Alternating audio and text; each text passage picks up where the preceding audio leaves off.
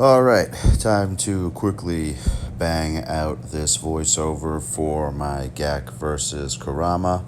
I lost. I actually end up losing the last two of my GAC matches for the season, partially due to apathy or indifference, partially due to just being sloppy, partially due to the fact that I'm making Kyber anyway, so whatever. I wish I could say it was totally magnanimous in that I let these people win because I knew I was making it to Kyber, but that's not entirely accurate. True, I did not care that I lost, but I certainly did not intend to lose. I did, however, care slightly less about losing because, like I said, I was making Kyber anyway. So here's my sloppy shit, but fuck that. We're gonna talk about Supreme Leader Kylo Ren. By the time any of y'all see this video, there should be a Kylo Ren unlock and test. Oh my god, I'm having a stroke. Test video out. I unlocked Supreme Leader Kylo Ren tonight around my reset. Maxed him, all 6 Zetas. Got him modded for crit damage and health right now. So as soon as I'm done with this and one other voiceover, I am going to go do the voiceover for that video. A couple of things that you won't see yet, but you will see soon in the future. Testing out the 2 Galactic Legendaries in the raid.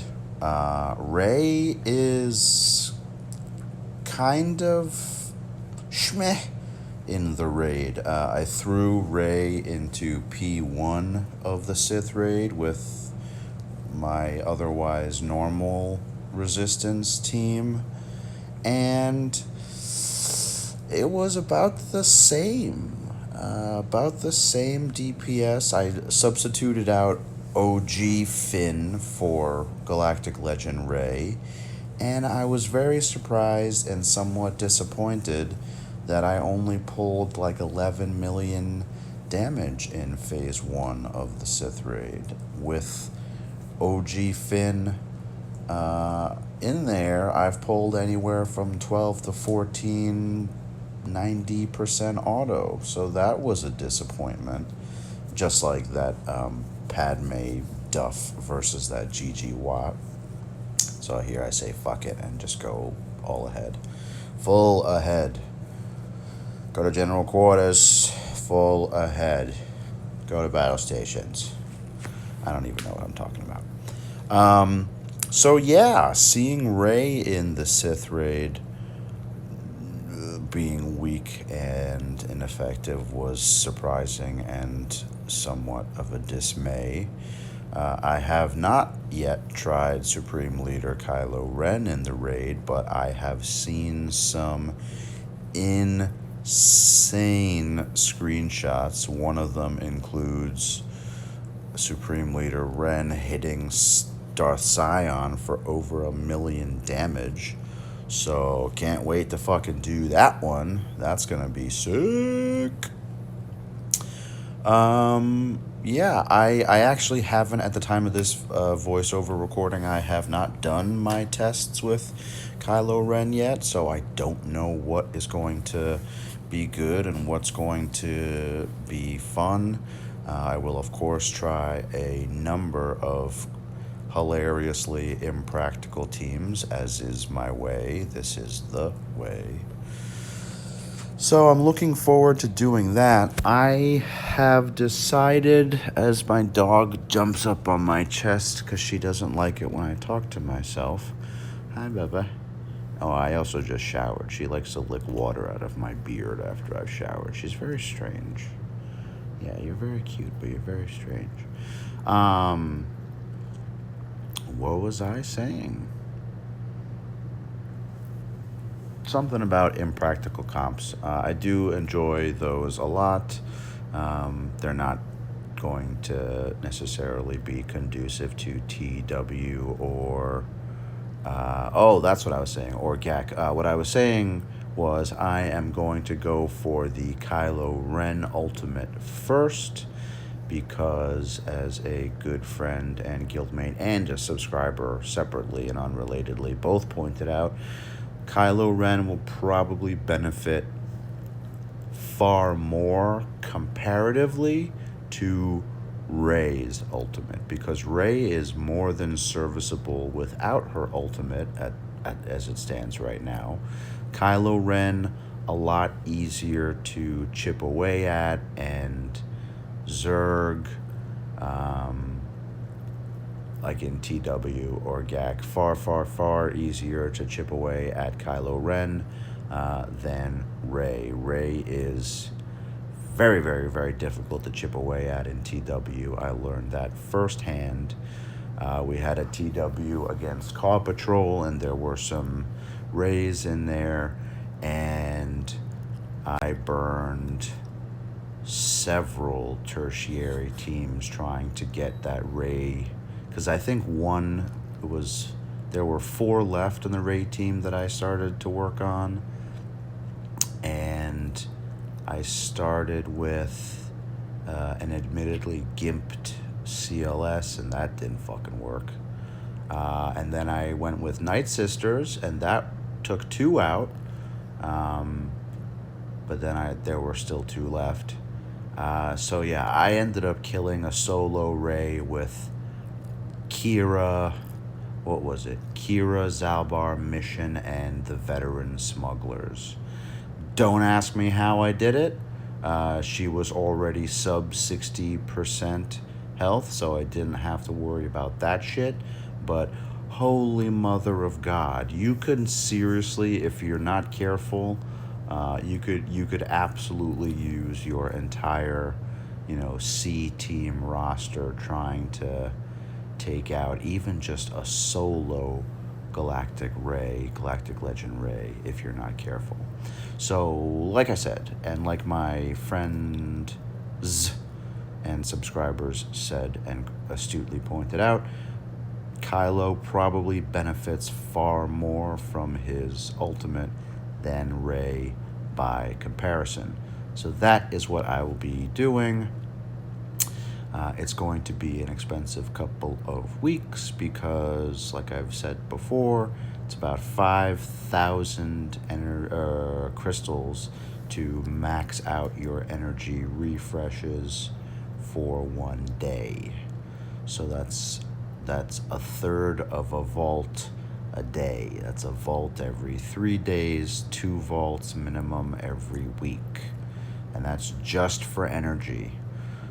Luckily, with both my Kylo Ren and Rey fully zated, geared, and relicked, I don't have to worry about any of that shit. I can put and devote all my crystals towards my energy refreshes, barring some other tune coming out in the next fortnight, which would be unfortunate. In other news, COVID sucks my balls. I found out that a lot of people that I work with have COVID, and they are reporting it as a very bad cold or even a very bad flu. That is not to diminish the severity of it. I can't wait till we're done talking about COVID. I had a college friend who, well, I wouldn't say friend, that was a stretch. Not that I dislike this person. This person's actually a very nice person. But more of a college acquaintance whose father succumbed to COVID, and based on Facebook photos, which is admittedly the depth of my knowledge of this person or this person's father, looked relatively healthy. Obviously, you don't know if someone has an underlying pulmonary or cardiac condition. You're not going to know that, obviously, face value. But it's very unfortunate to hear, and I genuinely feel badly for this college acquaintance having somewhat recently lost my dad too. It fucking sucks.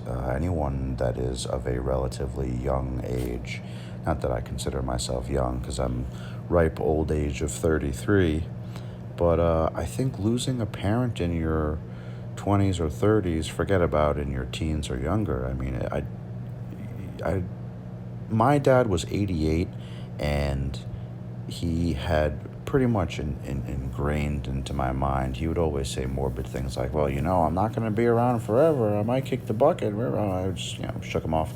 But in fairness, my dad was 56 when I was born. So at a certain point, I became at least acutely aware that he wasn't going to be around forever, much like he said. But I certainly tried to mentally prepare myself as best as I could, or to a point where I thought that I was mentally prepared for it. Knowing that my dad was 56 years older than I am, but you can prepare all the fuck you want, doesn't mean shit. You're never going to be ready for it. Sad truth of it all. So for someone to lose a parent or a friend or a colleague or really anybody so suddenly to the coronavirus is very, very unfortunate, and I cannot wait until we kick COVID's ass and we're done with it. And that will probably include continued social distancing and a whole lot of legwork by biotech and pharma companies with the backing of the federal government and the FDA. So hopefully we can get that all done within the next 6 to 12 months, because vaccines take quite some time. I'm going with my Palp Vader Thrawn Wampa team against this Newt, or well, I guess it's a Dooku Newt team. Pretty much because I have nothing else to fucking devote to it that I think can work without shortchanging myself elsewhere. It does actually work. Admittedly, not cleanly, like you just saw a shore trooper getting fucking one shot, but it does work. Yeah, so there are no fewer than half a dozen biotech and pharma companies that are positioning themselves to get a to develop a COVID vaccine and then to distribute it as quickly as humanly possible. So that's good news. It just means that the Democrats cannot run on an anti-pharma platform like they usually do. I am a registered Democrat, so I am very aware of the fact that Democrats, well, certainly when they're running for office, like to take pot shots at, hey, look, there's Kyber, like to take pot shots at Big Pharma, because Big Pharma costs a lot of money. Prescriptions cost a lot of money. But right now is why we're being fucking reminded, or hopefully this is serving as a reminder as to why Big Pharma costs so much money, because they can literally save lives. Unfortunately, if Big Pharma, just for argument's sake, from a capitalist perspective, actually not even from a capitalist and medical perspective, if you don't have Big Pharma, that is to say you don't have companies that can develop, create, and patent a proprietary drug and can't make profits off of it, there's no incentive to do that. There's no incentive to develop new drugs, literally life-saving drugs. And patents do expire. There are plenty of companies that are very successful at developing generic medications from otherwise proprietary medicines created by Big Pharma. Teva Pharmaceuticals, which I believe is an Israeli company, is one of them. They specialize in generic medications. Do I think that the system is perfect? No. There are unfortunately far too many people that cannot afford their medications. But I think that is more of a governmental thing than a big pharma capitalist thing. I think that the government, with all of the government's social programs, I think that there certainly should or could or, yeah, certainly, hopefully one day will be a way for lower income people to get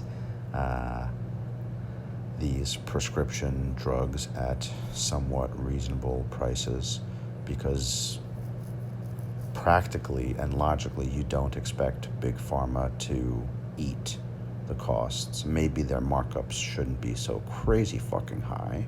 I'm not going to argue against that. But, I mean, you certainly...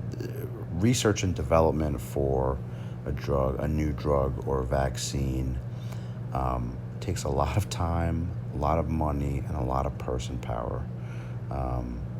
And outside of a global pandemic like we are currently in, you cannot expect a company to piss away all of their time and money giving away free shit. All right, that's it.